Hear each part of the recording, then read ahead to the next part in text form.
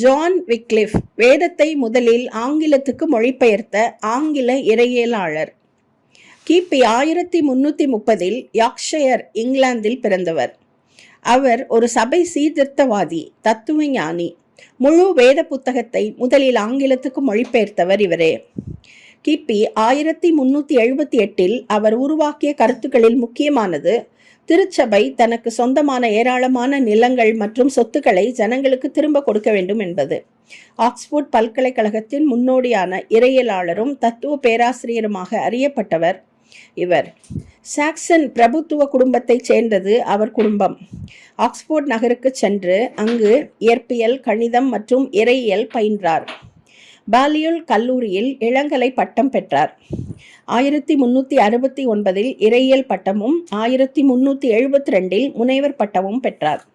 Oxford பல்கலைக்கழகத்தில் பேராசிரியராக இறையியல் போதித்தார். சபை குருமார்கள் மற்றும் போப்பை விட வேதத்தின் போதனைகள் மிக மேன்மையானது, முக்கியமானது என நம்பினார். அவர் கருத்துக்கள் பிரபலமான ஆதரவாளர்களை அவருக்கு பெற்று தந்தது. காண்டை சேர்ந்த ஜான் பிரபு அவர்களுள் ஒருவர். பலமுறை கோபம் கொண்ட பிஷப் மற்றும் ஆர்ச் பிஷப்புகளிடமிருந்து விக்லிஃபை அவர் தப்புவித்தார். இந்த காலத்தில் பிரான்சில் இருந்து போர் தொடுக்கப்படலாம் என்ற அச்சத்தில் பணம் சேர்த்து கொண்டு இருந்த இங்கிலாந்திடமிருந்து ரோம திருச்சபை பெரும் பண உதவியை கட்டாயமாக கேட்டது. ஜான் விக்லிஃப் தன் நண்பர் ஜான் பிரபுவிடம் இங்கிலாந்து பாராளுமன்றம் ரோம திருச்சபைக்கு உதவி செய்யக்கூடாது என பேச கேட்டுக்கொண்டார். ஏற்கனவே கத்தோலிக்க சபை பெரும் ஐஸ்வர்யத்தில் திளைத்து கொண்டிருந்ததால் அதற்கு பணம் அனுப்பக்கூடாது என சொன்னார். இதை கேள்விப்பட்ட 11ஆம் கிரெகரி என்ற போப்பாண்டவர் விக்லிஃபிற்கு எதிராக 18 குற்றச்சாட்டுகள் அடங்கிய குற்றப்பத்திரிகை அனுப்பினார். தவறுகளின் தலைவன் என விக்லிஃப் அழைக்கப்பட்டார். அதற்கு அடுத்த கூட்டத்தில் விக்லிஃப் இதற்கு பதிலளித்தார்.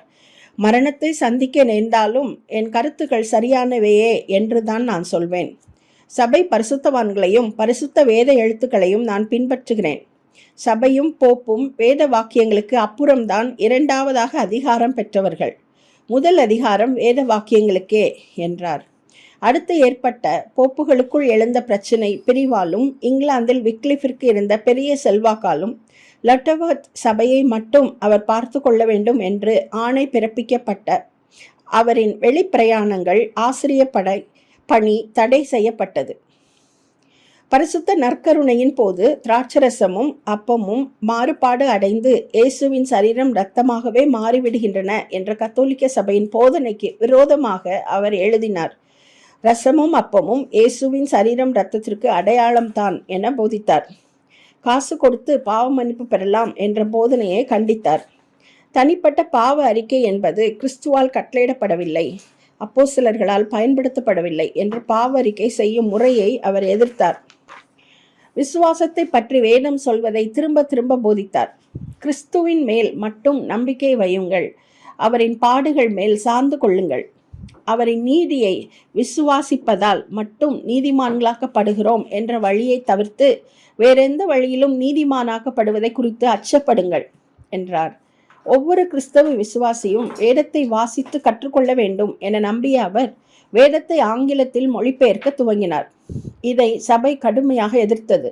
முத்துக்களை பன்றிகள் முன் போடாதேயுங்கள், அவைகளை மிதித்து உங்களை பீறி போடும் என்ற வசனத்தை சொல்லி லத்தீன் வேதம் ஆங்கிலத்தில் மொழிபெயர்க்கப்படக்கூடாது என கூறினர்.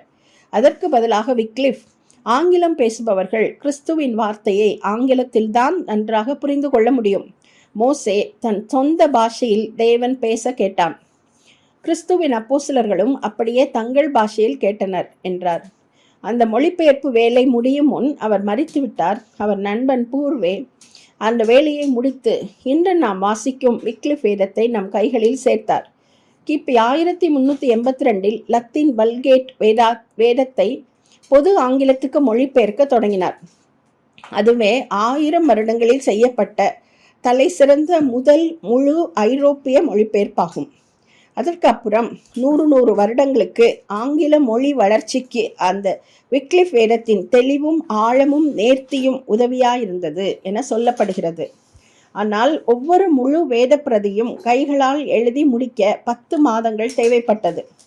1381 விக்லிஃப் லட்டவர்த் இல் தன் கடைசி நாட்களை செலவிட தங்கினார். அப்போது உழைக்கும் வர்க்கமான விவசாயிகள் தங்கள் அதிருப்தியை வெளிப்படுத்தி மன்னருக்கு விரோதமாக புரட்சி செய்தனர். அதற்கு ஆதரவாக ஜான் விக்லிஃப் எழுதவும் இல்லை, ஆதரவு காட்டவும் இல்லை. ஆயினும் உழைக்கும் ஏழை மக்களுக்கு எப்போதும் போல அவர் கருணை காட்டினார். எனவே அந்த விவசாயிகளின் புரட்சிக்கு பின் அவரின் அநேக எழுத்துக்கள் கண்டிக்கப்பட்டு தடை செய்யப்பட்டது. அந்த வருடம் லட்டர்வர்த்தில் அவர் பக்கவாத நோயால் பாதிக்கப்பட்டார்.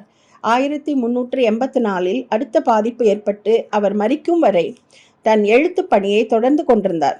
அவர் மரித்து 43 வருடங்களுக்கு பின் சபை அதிகாரிகள் அவர் சரீரம் புதைக்கப்பட்ட இடத்தை தோண்டி அவர் எலும்புகளை எடுத்து எரித்து அருகில் இருந்த ஸ்விஃப்ட் ஆற்றில் சாம்பலை போட்டுவிட்டனர். ஆனாலும் அவர் எழுத்துக்களை, அவர் போதனைகளை அழிக்க முடியவில்லை. தொடர்ந்து 100 ஆண்டுகளுக்கு பரவிக்கொண்டிருந்த அவர் போதனைகள் புராட்டஸ்டன்ட் மறுமலர்ச்சிக்கு முன்னோடியாக அவரை மாற்றிவிட்டன.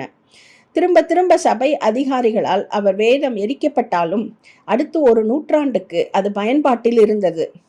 முதல் அச்சேற்றிய புதிய ஏற்பாட்டு ஆங்கில பிரதியை கொணர்ந்த வில்லியம் டிண்டேல் என்பவருக்கு ஒரு உந்துதலாக விக்லிஃபின் வேதம் இருந்தது.